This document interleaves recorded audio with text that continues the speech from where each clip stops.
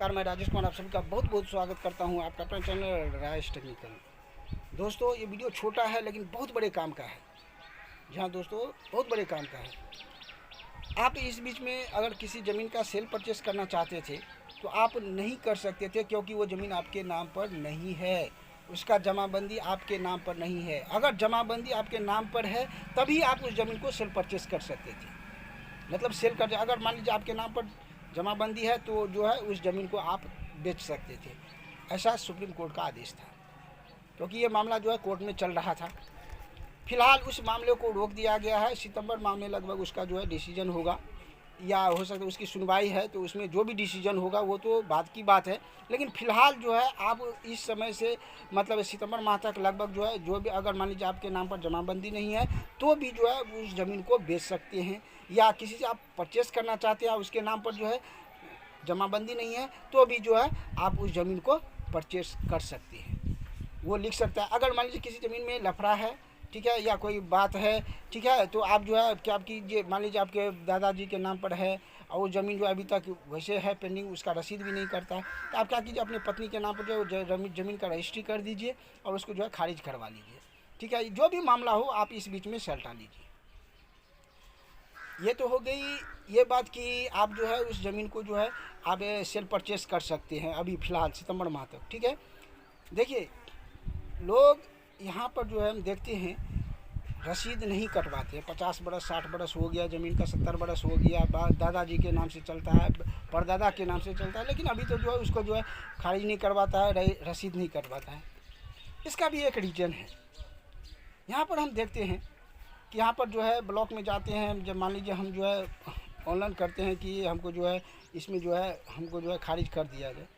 इसमें यहाँ पर क्या होता है कि ब्रोकर रखा हुआ है, या तो ब्लॉक के थ्रू रखा हुआ है, निश्चित रूप से वहाँ से आता है आदमी आता है, यहाँ पर देखते हैं कि ब्रोकर आता है, उसका जो है गांव के लोग भी साथ देते हैं, जैसे कि वार्ड सदस्य हो गया उसके साथ में रहता है, तो लोगों को विश्वास होता है वो नहीं, वो ये जो है इसके साथ में है तो इसका मतलब है ये जो है बात सही होगा कि इसमें ब्रोकरेज चार्ज देना होता है। तो हम तो देखते हैं 2000 से 3000 रुपया तक लेता है, 4-4 हज़ार रुपया ले लेता है गाँव में।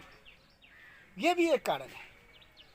देखिए अगर मान लीजिए आप ऑनलाइन करते हैं, मान लीजिए हम यहाँ पर परसा की बात करते हैं, ऑनलाइन करते हैं तो उसमें क्या है सॉफ्टवेयर में, अगर मान लीजिए आप परसा जैसे कि हम लोग पढ़ते हैं परसा साउथ अगर डालते हैं, ठीक है, तो उसमें क्या होता है कि एक पॉइंट है वहाँ पर लक्ष्मीनिया 95 आ जाता है।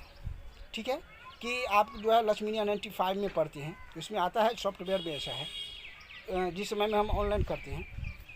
और परसा नॉर्थ मतलब परसा उत्तरी डालते हैं तो आता है परसा 100। तो देखिए यहाँ पर एक बात है, बात क्या है, अगर मान लीजिए परसा दक्षिणी में आप पढ़ते हैं, ठीक है, जैसे कि हम लोग परसा दक्षिणी में पढ़ते हैं और उसमें अगर परसा दक्षिणी डालते हैं तो उसमें क्या आ जाता है लक्ष्मीनिया 95। ठीक है, तो ये जो आता है तो अगर आप डाल दीजिए, ब्रोकर आता है आपके पास में, अगर आप डाल दीजिएगा कि परसा दक्षिणी तो उसमें आ जाता है लक्ष्मीनिया 95, तो वो क्या कहेगा, देखिए वो तो ब्रोकर है, वो आपसे किसी न किसी प्रकार पैसा लेगा, वो बात बनाएगा। कि बात क्या बनाता है कि आप देखिए परसा दक्षिणी में पढ़ते हैं, यहाँ पर लक्ष्मीनिया 95 आ गया, तो ये जो है आपका गलत हो गया, हमको इसको फिर से करेंगे, ये करेंगे वो करेंगे, आपसे पैसा ऐठेगा। अगर परसा उत्तरी डाल दिए उसमें आता है परसा 100, तो वो क्या कहता है कि आपका ज़मीन परसा उत्तरी में है, आप परसा उत्तरी में पढ़ते हैं, परसा उत्तरी में नहीं पढ़ते तो परसा उत्तरी से इसमें कैसे डाल दिया, परसा कैसे 100 हो गया। तो मतलब कि कहने का मतलब है कि वो घुमा फिरा कर जो आपसे पैसा लेगा। अगर अब कबाला रखते हैं, अगर मान लीजिए कबाला का खाता नंबर अगर मान लीजिए नया डालते हैं और पुराना अगर मान लीजिए नहीं मिला, ठीक है, तो वो क्या होता है, कहेगा अरे पुराना वाला कहाँ पर है, नंबर नहीं है इसमें। अगर मान लीजिए नया वाला है उसमें तो पुराना वाला मांगेगा, और पुराना वाला है तो नया वाला मांगेगा। अगर मान लीजिए उसमें मान लीजिए एक छूट गया है, मान लीजिए बहुत सारे आदमी को ऐसा होता है कि पुराना वाला नहीं मिलता रहता है, नया वाला मिल जाता है, बहुत सारे आदमी को नया वाला मिलता है, पुराना वाला नहीं मिलता, ऐसा बात होता है कबाला में, हमने देखा है बहुत ऐसे कबाला में। वो आपको क्या कहेगा, अरे इसमें पुराना वाला कहाँ है, नया वाला कहाँ है, मतलब कि घुमा फिरा। देखिए थोड़ा बहुत काम कर्मचारी किस लिए रहता है? अगर मान लीजिए नया वाला है तो पुराना वाला उसमें वो आराम से खोज सकता है, उसके पास में सारा डॉक्यूमेंट्स है, सारा रिकॉर्ड है, वो खोज सकता है, लेकिन आपसे वो घुमा फिरा कर वो पैसा लेगा। ये भी एक बड़ा रीज़न है कि लोग खारिज नहीं करवाते हैं ज़मीन का, ठीक है, रसीद नहीं करवाते हैं। तो इस बात पर भी सरकार को ध्यान देना चाहिए कि लोग रसीद नहीं कटवाते हैं, यहाँ पर ब्रोकरेज चार्ज ज़्यादा लगता है। अगर कैंप लगाकर फ्री ऑफ कॉस्ट किया जाए तो क्यों नहीं करेगा? निश्चित रूप से करेगा, मेरे ख्याल से निश्चित रूप से होगा। यहाँ पर ब्रोकरेज चार्ज ज़्यादा लगता है, इसलिए लोग उस पर भी कम ध्यान देते हैं। इस बात पर भी सरकार को थोड़ा ध्यान देना चाहिए। अगर आपके कवाला में इस तरह की बातें हैं कि नया खाता नंबर है पुराना नहीं है, या खेसरा में ऐसी है नया है पुराना नहीं है, पुराना है नया नहीं है, अगर वो ब्रोकर जो आता है आप उसको पैसा दे दिए तो आपका काम फटाक से हो जाएगा। अगर पैसा नहीं दिए तो आपका काम चट्टाक से रुक जाएगा, आपका आवेदन निरस्त कर दिया जाएगा। अरे भाई, कर्मचारी के पास में सारा डॉक्यूमेंट्स है, सारा रिकॉर्ड है। अगर नया है तो पुराना वो उसमें देखकर उसको खारिज कर देगा, या कर देना चाहिए उसको, लेकिन वो नहीं करता है। वो आपका आवेदन निरस्त कर देगा कि ये जो है नंबर नहीं है, नया है तो पुराना लिख देगा, पुराना नहीं है, पुराना है तो नया वाला लिख देगा, नया वाला नहीं है। और जब पैसा दे दिए तो वो सारा कुछ देकर आपका जो है खारिज कर देगा, पैसा नहीं दिए तो आपका काम रुक जाएगा। इस तरह की बहुत सारी ऐसी बातें हैं जिसके कारण लोग खारिज नहीं करवाता है अपनी ज़मीन को, रसीद नहीं कटवाता है।